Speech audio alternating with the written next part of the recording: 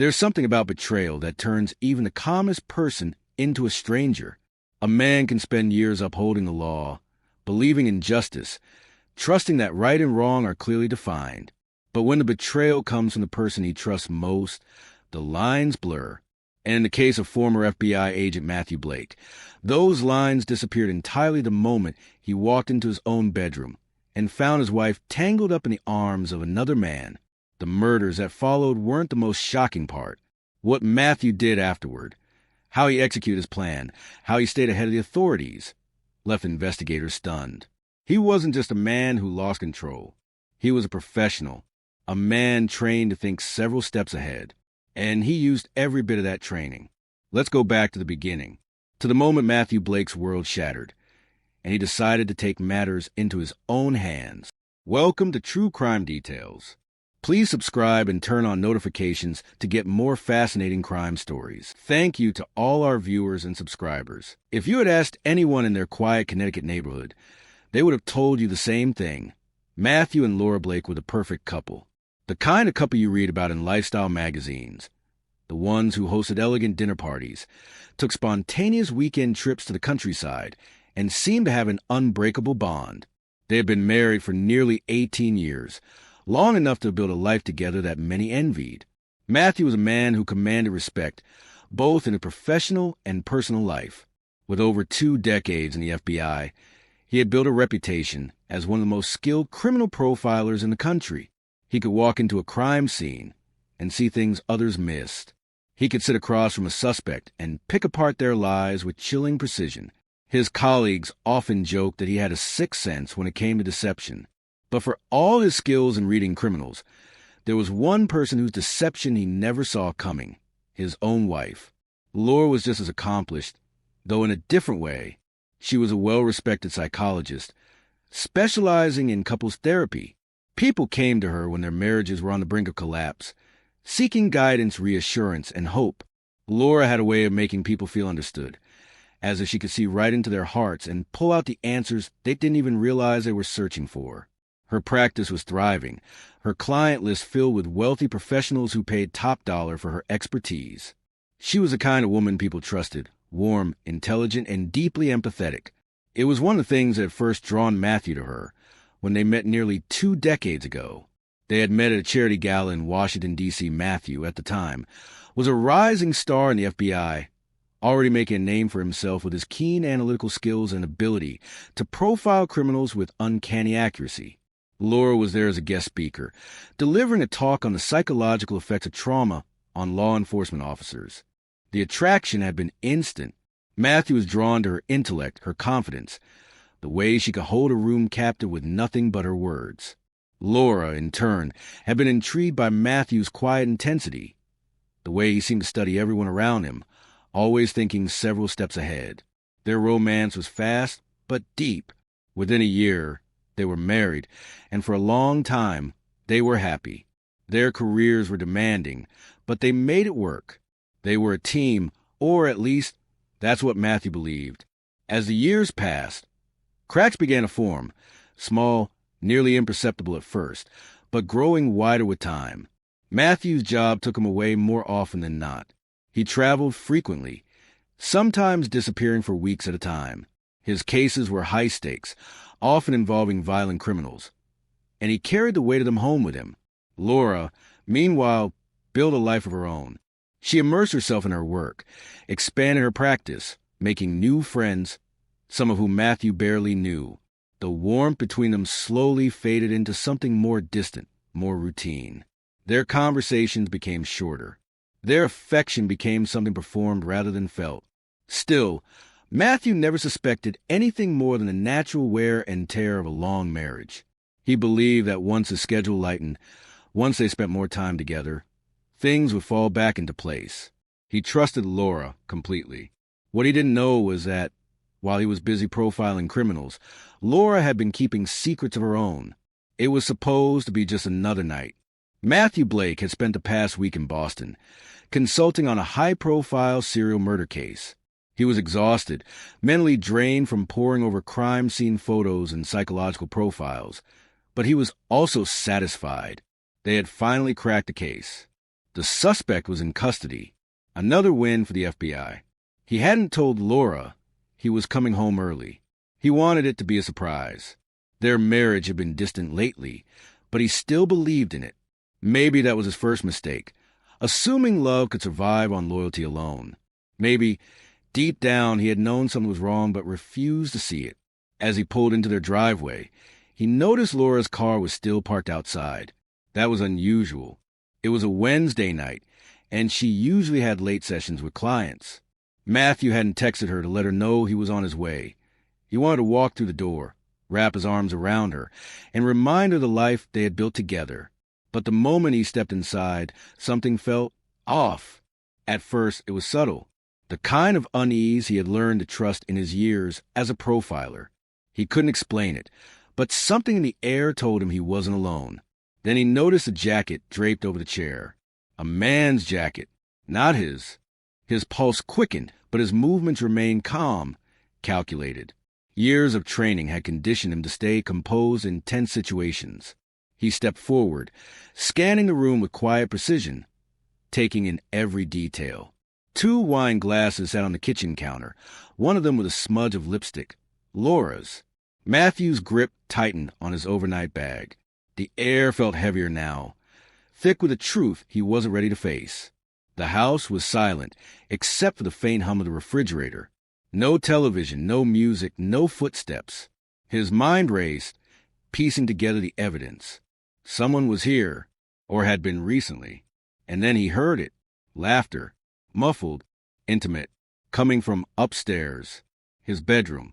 The sound hit him like a physical blow, more painful than any wound he had ever sustained in the field. He felt something inside him shift, something cold and unfamiliar. Matthew moved without thinking, his steps eerily quiet as he made his way up the stairs. He had walked through crime scenes drenched in horror, interrogated killers who showed no remorse, but nothing had ever prepared him for this.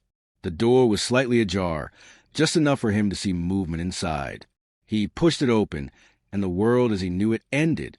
There she was, Laura, wrapped in the sheets they had shared for years, with another man. For a brief moment, time froze. Matthew could hear his own heartbeat pounding in his ears, a slow, deafening drumbeat of betrayal. The man, whoever he was, had his back to the door, oblivious of the storm that had just walked in. Laura's eyes met Matthew's, and in that instant her expression shifted from pleasure to pure, unfiltered panic. She gasped, yanking the sheets around her body as if that could erase what he had just seen. But it was too late. Something inside Matthew shattered. The profiler, the FBI agent, the rational, level-headed man he had always been. All of it vanished, and what was left was someone else entirely. For a moment, silence filled the room. Matthew stood in the doorway, his mind blank, his body frozen. His wife, the woman he had loved and trusted for nearly 2 decades, clutched the sheets to her chest, her eyes wide with terror. The man beside her, young, athletic, completely unaware of the danger he was in, scrambled upright, reaching for his clothes as if getting dressed would somehow make the situation less deadly. But there was no escape. Matthew wasn't just any man catching his wife in bed with a stranger. He was a trained agent, a man who had spent years dissecting criminal behavior, understanding what made people snap, learning how to predict their next move. And in that moment, every ounce of his training, every instinct he had honed over decades, shifted from law enforcement to something darker, something primal. The man, whoever he was, started speaking, stammering out apologies, excuses, anything to justify what couldn't be justified. Matthew didn't hear a word of it. His entire world had narrowed to 2 things: the betrayal and the need to erase it. The first strike was fast, precise, deadly. Before the man could react, Matthew lunged, his movement smooth and practiced. His hand shot out, collided with the man's throat in a single, brutal motion. The technique was something he had learned in training, a well-placed hit to the trachea, cutting off air instantly. The man staggered backward, clutching his throat, his eyes bulging in shock. Laura screamed. The sound barely registered. The man gasped, struggling to breathe, his body writhing in panic. He reached out, trying to fight back, but Matthew was faster, stronger. The next move was just as calculated. He twisted the man's head sharply to side. A quick snap, the sound of vertebrae breaking echoing through the room. The body collapsed, lifeless. Laura scrambled off the bed, half naked, crawling backward like a trapped animal. Tears streamed down her face. "Matthew, please," she sobbed, hands raised in surrender. "I'm sorry. Please." For a split second, something inside him wavered. This was Laura, the woman he had built a life with, the woman he had once trusted with everything. But then his eyes landed on the crumpled body on the floor, the bed they had shared for years, now tainted, the wine glasses downstairs, the stolen moments, the whispered lies, the countless times he had been made a fool. Laura was still speaking, pleading, but her words blurred into nothing. He wasn't listening. His body moved on its own, his mind running on instinct, fueled by betrayal and something much, much colder. She tried to run. Matthew anticipated it. She made it to the bedroom door before he caught her, yanking her backward with enough force to send her crashing onto the floor. She screamed again, her voice hoarse, desperate. "Matthew, please. We can fix this." Her words, so absurd, so delusional, sent a wave of rage through him. Fix this? There was no fixing this. He pressed down, his hands tightening around her throat. Laura kicked, clawed at his arms, her nails digging into his skin. He barely felt it, her face contorted, her mouth opening in a silent scream. Seconds stretched into eternity. Her struggles weakened. Her body convulsed once, twice. Then nothing. Silence. Matthew sat there for a long time, breathing heavily, his hand still wrapped around Laura's throat. The woman who had once been his whole world lay beneath him, motionless, her eyes still open, staring, unseeing. His heart pounded. The betrayal was gone. But now there was something else. Something even more dangerous. 2 bodies, 2 deaths, and a man who knew exactly how to cover his tracks. Matthew Blake had spent years inside the minds of criminals. He knew their mistakes. He had built a career out of understanding how murderers got caught, what they overlooked, where they got sloppy, the small, seemingly insignificant details that unraveled even the most meticulous killers. And now, standing in the middle of his own crime scene, blood still cooling on the sheets, he knew one thing with absolute certainty. He wouldn't make those mistakes. This wasn't a crime of passion. Not anymore. Passion was messy, reckless. Passion got people caught. This would be something else entirely. Cold, methodical. He had spent decades enforcing the law. Now, he would use that knowledge to break it. The first step was eliminating the evidence. Matthew moved quickly, his hands steady, his mind detached. The emotional storm that had overtaken him minutes earlier was gone. He was no longer a betrayed husband. He was an investigator analyzing a scene, ensuring no trace of himself was left behind. He started with the bodies. The man was dead weight, literally. Matthew estimated he was around 180 pounds, a solid build but not unmanageable. Laura was lighter, but that didn't make the process any easier. He needed time to think, time to execute his plan without rushing. The sheets were ruined. Blood had soaked into the fabric. They had to go. He stripped the bed, rolling the linens tightly, containing the stains as best he could. Those would need to be burned. Next, the bedroom itself. He had cleaned up crime scenes before, not personally, but he had seen enough professionals do it to know what worked and what didn't. Bleach was a go-to for amateurs, but it wasn't foolproof. It left a distinct smell, one that could arouse suspicion. No, he needed something better. Hydrogen peroxide, ammonia, heat. He moved through the room with precision, wiping down surfaces, scrubbing areas where even the smallest trace of DNA might linger. He worked fast, erasing fingerprints, clearing away anything that could be used against him. But the biggest problem remained, the bodies. He couldn't leave them here. That was how people got caught. A missing person investigation was one thing. An active crime scene was another. He needed to make them disappear. Matthew retrieved a roll of heavy-duty plastic from the garage, the kind typically used for painting or construction work. He wrapped each body tightly, securing the plastic with duct tape, ensuring no fluids would seep out. Now disposal. He considered his options. Dumping them in a river? Too risky. Bodies resurfaced. Leaving them in a remote area? Possible, but unpredictable. Then he remembered the woods. Years ago, he had worked a case involving a suspect who had hidden evidence deep in a forested area outside town. That location had always stuck with him. He knew it well, knew which areas were isolated, which paths were rarely traveled. It was perfect, but he needed to move fast. The longer he stayed in the house, the more he increased his risk. He carried the bodies to his car under the cover of darkness, loading them into the trunk. He had chosen his vehicle carefully. An older model, no GPS tracking, just in case. By the time he left the driveway, the night was deep and silent. Matthew wasn't just escaping a crime scene. He was erasing it. It started as a missing persons case. Laura Blake was a respected psychologist, and when she missed several client appointments without explanation, people noticed. Friends and colleagues tried calling her, but their messages went unanswered.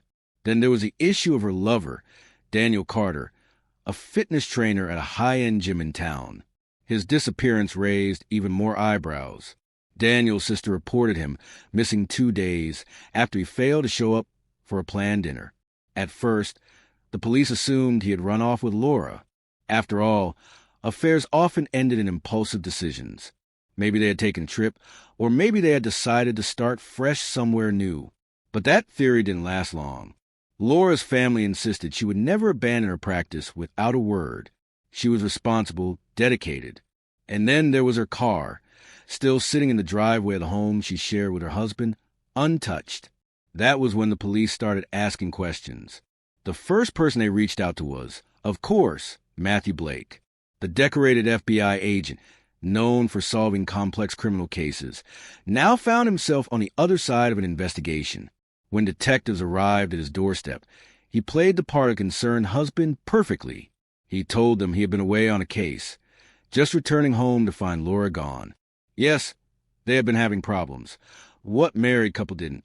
But she was a grown woman. Maybe she needed space. Maybe she had left voluntarily. Still, he knew exactly how law enforcement worked. Disappearances like this were never ignored. There would be searches, interviews, forensic sweeps. They would check financial records, phone logs, security cameras. Every possible lead would be pursued. And if he had made even the smallest mistake, they would find it. For the first few days, Matthew remained calm, answering questions as needed, maintaining his alibi. He had spent years crafting airtight cases. He knew how to present himself as anything but a suspect. But then, the cracks started to show. The first red flag came from Laura's phone records. Investigators found that her last known call had been made from inside the house, the night she disappeared. She hadn't left of her own free will. Then there was the security footage from a neighbor's doorbell camera. It didn't capture crime itself, but it did show something odd. Matthew's car leaving the driveway late that night, long before he claimed to have returned home. That alone wasn't damning. But paired with the other inconsistencies, it was enough to raise suspicion. Then came the real break in the case. A hiker, trekking through the wooded area miles outside of town, stumbled upon something disturbing. A shallow grave, hastily covered, the scent of decay hanging in the air. Within hours, forensic teams were on the scene, and soon after, they uncovered 2 bodies, Laura Blake and Daniel Carter. The case was no longer a missing persons investigation. It was a double homicide, and the evidence? It all pointed to one man. Matthew Blake had always imagined what it would feel like to catch a murderer. He had done it so many times before, tracking them, studying their behavior, waiting for the perfect moment to bring them down. But he had never imagined being on the other side of it. The knock at his door came early in the morning. He had barely slept the night before, his mind running through every possibility, every loose end he might have left behind. He had told himself he was safe. He had covered his tracks. But the moment he opened the door and saw the detectives standing there, grim-faced, hands resting near their holstered weapons, he knew it was over. Matthew Blake, the lead detective said, his voice flat and authoritative. You're under arrest for the murders of Laura Blake and Daniel Carter. For a split second, Matthew considered running. His body tensed, his mind calculating the distance to his car, the likelihood of escape, but he knew it was pointless. He had trained men like these. He had trained them to anticipate desperate moves, to react in seconds. Instead, he took a slow breath, raised his hands, and let them take him. As the cold steel of the handcuffs snapped around his wrists, he felt an eerie sense of detachment. This wasn't real. It couldn't be. He was supposed to be the one making the arrests, not the one being hauled away like some common criminal. The officers read him his rights as they led him to the squad car, their voices a distant murmur against the pounding in his head. Neighbors peeked through their curtains, their whispers already spreading. Inside the police station, the processing felt like a blur, his fingerprints taken, his mugshot captured, the weight of his badge and service weapons stripped away, as if erasing the life he had built over decades. Then came the interrogation room. Matthew had sat in rooms like this countless times, always on the other side of the table. He had seen hardened criminals break under the pressure of those fluorescent lights, the suffocating silence, the slow, methodical questioning. Now he was the one in the chair. The lead detective, a man Matthew had worked with before, sat across from him, studying him the way Matthew had once studied suspects. "You know how this goes, Matt," he said. "We have enough evidence. The bodies, the security footage, the inconsistencies in your alibi." Matthew said nothing. "You were always one of the best," the detective continued. "But even the best make mistakes." A long silence stretched between them. Matthew knew how interrogations worked. He knew they wanted him to talk, to fill the void with explanations, denials, anything that could be twisted against him. So he said nothing. Eventually, they left him alone in that cold, gray room, the walls closing in around him. And for the first time since that fateful night, Matthew Blake, the man who had always been in control, who had always been one step ahead, felt the crushing weight of his own fate. Matthew Blake's trial was a spectacle. A former FBI agent, a decorated profiler, now a murderer. The media swarmed the courthouse, cameras flashing as he was led inside, dressed in an orange jumpsuit, wrists shackled. The prosecution painted him as a man consumed by rage, someone who had spent his life chasing criminals only to become one himself. They laid out the evidence with surgical precision. The security footage of his car leaving home, the shallow grave in the woods, the inconsistencies in his alibi. The crime scene cleanup had been meticulous, but not perfect. They found traces of blood in the bedroom, faint but undeniable. A single overlooked speck, enough for forensic analysts to confirm Laura's DNA. The defense tried to argue temporary insanity, that Matthew had acted in a blind fury upon discovering his wife's betrayal. They portrayed him as a man pushed to his breaking point, someone who had spent his career dealing with the worst of humanity, only to come home to the ultimate betrayal. But Matthew's own expertise worked against him.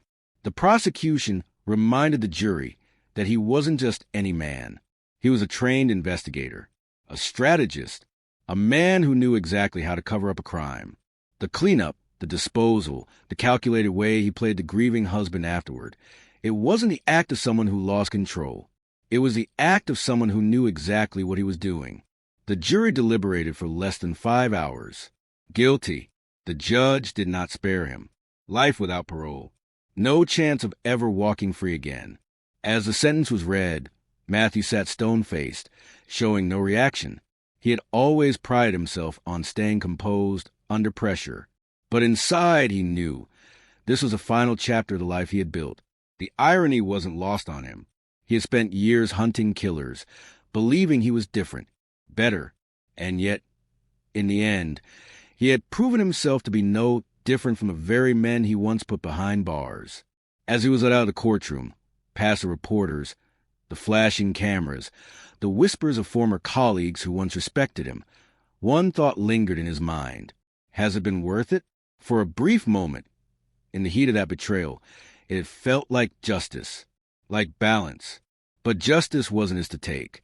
And now, justice has taken him.